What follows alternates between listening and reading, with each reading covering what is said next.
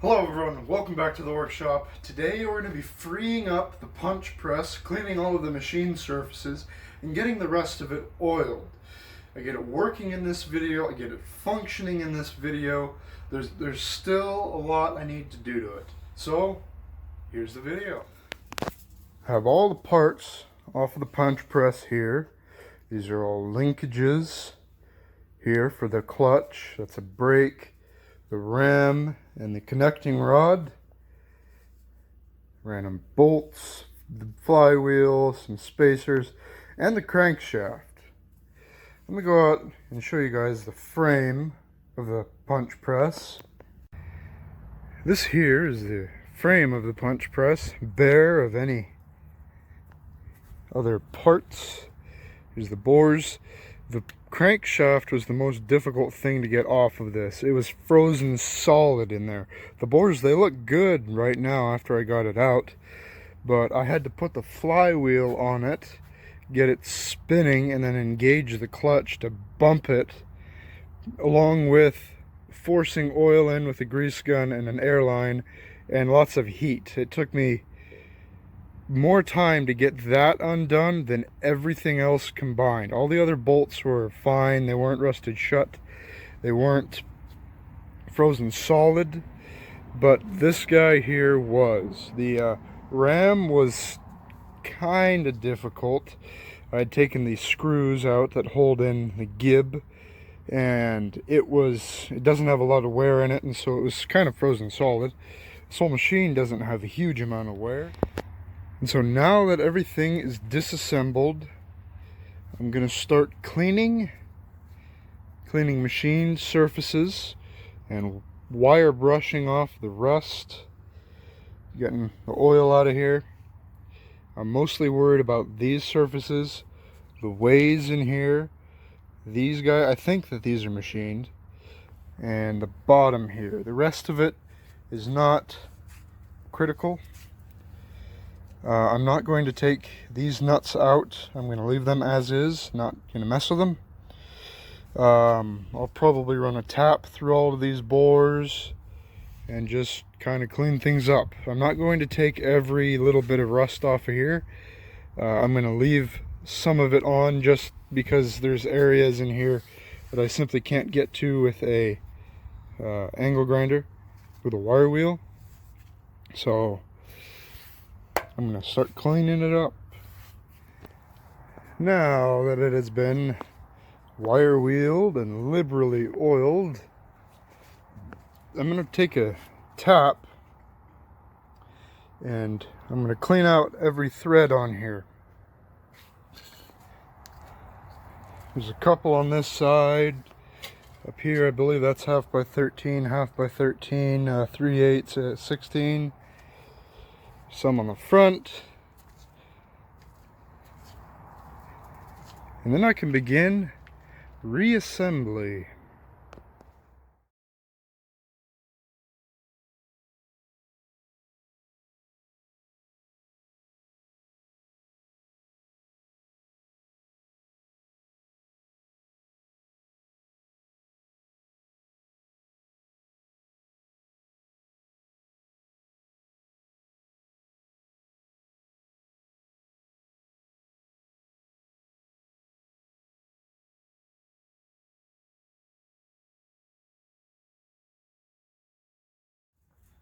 As you can see, there's a lot fewer parts here. Just linkages, the bolts to hold down that table, and the brake. Everything else is out here.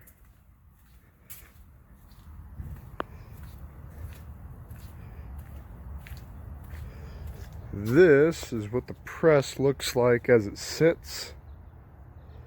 Flywheel's on, cranks on, the two spacers are on. Some of the linkage has been reassembled. I do need to make one little part for it. A sort of a collar that'll sit here and keep the flywheel in place. This mechanism is kind of finicky. If the flywheel isn't in just the right place, there's like a 30 thousandths window that it can sit. where it'll function perfectly, but if it's too far in, it won't function right. The brake won't stop it, and it'll just keep going. And if it's too far out, it won't. It'll stop it, and then it'll get stuck. So I'll have to make a collar for that, maybe some shims. So here's the rear of it and linkages. This finger kind of kicks out of the way. Let's see if I can't do it by hand. No. So it's stuck right now. There's a flap on there that engages the flywheel, this star, and this finger kicks over and disengages that and stops the press. And then whenever you engage the press or press on the foot pedal, it'll kick over, allow that flap to come down and engage this star, makes one full revolution. If the paddle is still out, it'll just keep going. If you let go of the foot pedal or the pedal, and the paddle comes back in and engages that pole. So very simple mechanism. I'm gonna have to mess with it and see how effective it is and how safe it is, to see if I need to modify it any. I don't think I do. There's a lower linkage. Next step is going to be the ram. Cleaning it up, the ram assembly. So this here's the ram itself. This here's the die holder. The lower connecting rod with the screw on it for adjustment. The connecting rod capturing plate, I suppose. Upper connecting rod with the upper bearing. I talked to Adam a little bit about the press, and he said that he bought it from a guy whose grandfather bought it new. So I don't think it saw too much use. It definitely was used. There's definitely some wear in it, but it definitely hasn't been abused. It hasn't sat in a shop and just ran parts for 100 years. It's a nice little machine. And trying to film everything and get decent shots of cleaning everything up and reassembling it has been a little bit difficult with my phone. It doesn't have the battery life isn't amazing on it, and storage isn't amazing on it. So I'm just going to clean all this up off camera, and then I will reassemble it on camera. So I'll bring you guys back when I'm doing that.